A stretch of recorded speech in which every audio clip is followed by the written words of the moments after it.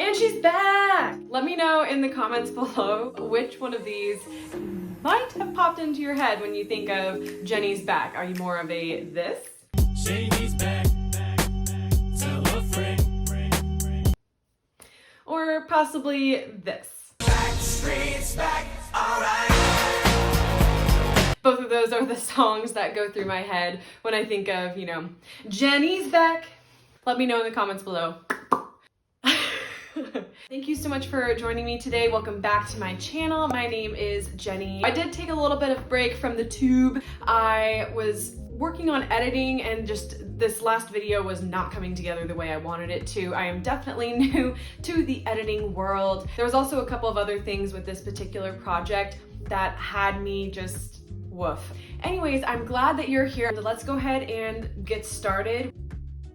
So I do need to catch you up on what is going on with this particular project. This is our guest hall bathroom, and it was okay right when we purchased the house. I knew I wanted to jump in here and take off the dark brown paint off this poor vanity. So the entire house was filled with tile. It was like a larger tannish tile, very popular in the early 2000s. I think our second day here, my husband stripped out all the tile. In the two bathrooms, as well as the laundry room, we installed modern, slightly boho tile. I really enjoy tiling. I thought it was a lot of fun. So if you want to take a peek at what the laundry room tiling install looked like, you can head to my Instagram. So let's take a peek at what the bathroom actually looks like right now, or in the past right now. Got the tile installed, and there was a paint on the walls that was almost a shade of blue, so we're gonna go ahead and repaint that. Got the square mirror on the walls, got the vanity with the unfinished, uneven sand job.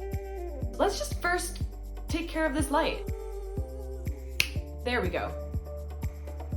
Let's go ahead and take off all of the drawer fronts, as well as the door front for the cabinet beneath the sink, and take those outside into this beautiful spring day and get to sanding those.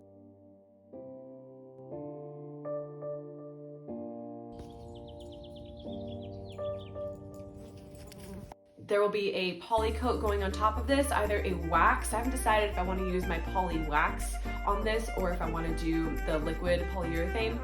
Either one, we do have to protect the wood, especially since it's going to be in a bathroom. There's going to be a lot of moisture in the air, so we do want to protect the wood.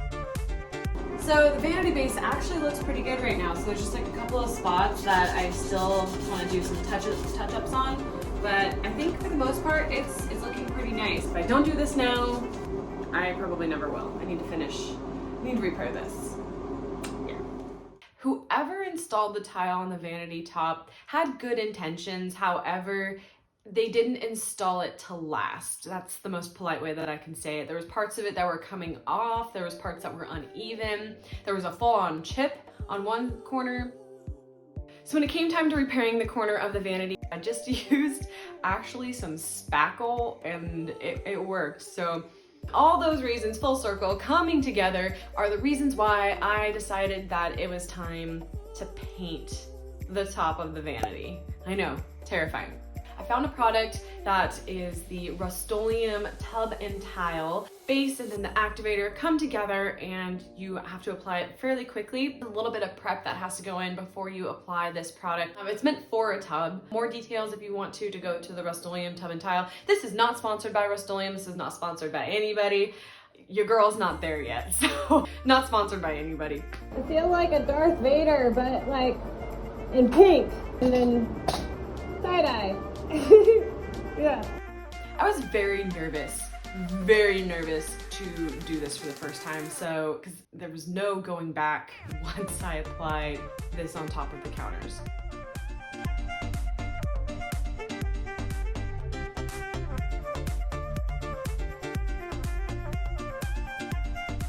The instructions say that you have to wait between coats to let the first coat dry completely before applying any additional coats.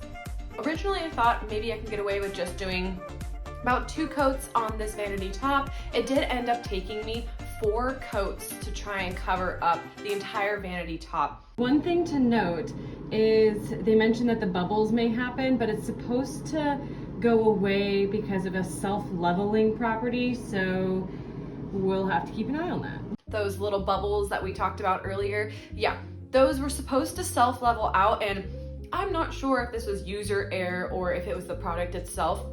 Unfortunately, they didn't completely go away across the entire vanity top. So even after 4 coats, I couldn't get all the bubbles to go away. Here's where the user error part definitely comes into play. So the base and the activator has enough to do 2 coats on a regular sized tub. Sure if I didn't put exactly half and half in there. I'm not sure if I didn't stir it long enough. You do have to stir it quite a bit just to make sure that everything combines. What we're gonna have to do is actually do a light sanding and then apply the rest of it on top to try and get rid of A, any imperfections, and B, get rid of the rest of those bubbles. There's another error that ends up happening later on. So when I decided to repaint the entire room, we had to tape off the vanity so that there wasn't paint that goes on the walls getting onto the vanity. Somehow the blue painter's tape took off the paint off the vanity. You'll see that later on in the video. Yeah, it beat me up. The way it turned out beat me up. The fumes making my head just spin beat me up.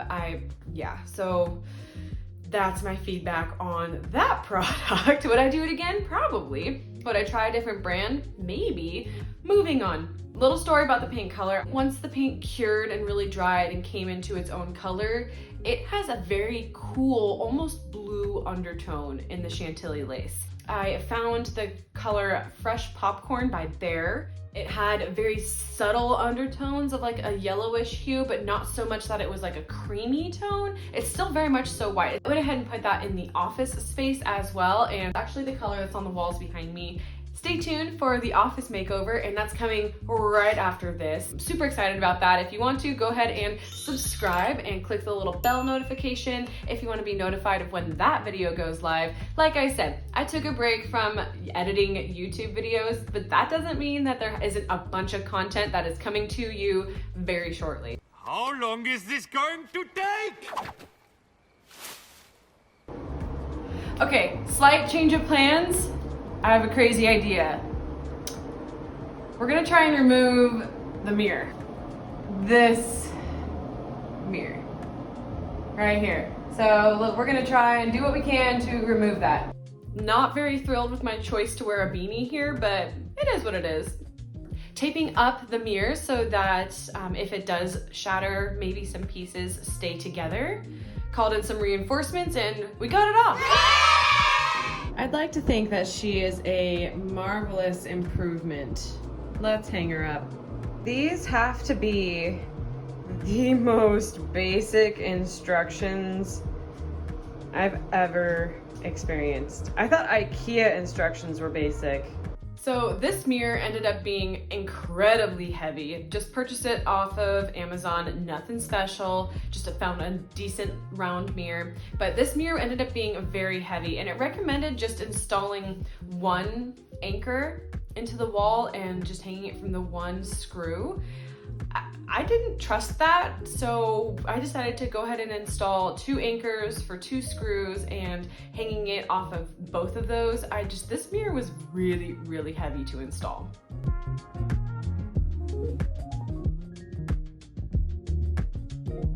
So when my friend Beth came to visit, she told me about pivoting toilet paper holders. Yeah, they pivot.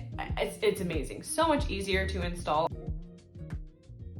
Let's take a quick look at what it looked like before. So here is the before picture. So this was the listing picture. Let's go ahead and do a walkthrough of the after.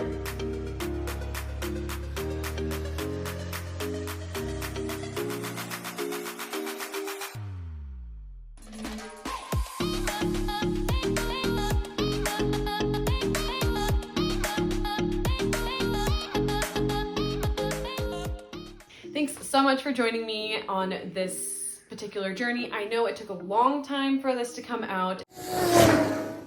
Just note that there's improvements coming. I don't want to spoil everything, but a lot in store. So thank you again so much for being here. I appreciate you, and I hope that I see you in the next one. Thanks so much. Leave a comment below. Bye. So this mug, it's actually a thrift find from Tahoe when I used to live in Tahoe. My mother actually tried to steal these from me one time, and nope, this is the best 50-cent mug that I have ever owned. It fits in your hand just beautifully. Love this mug. Great thrift store find. Go thrifting. Go thrifting. It's fun.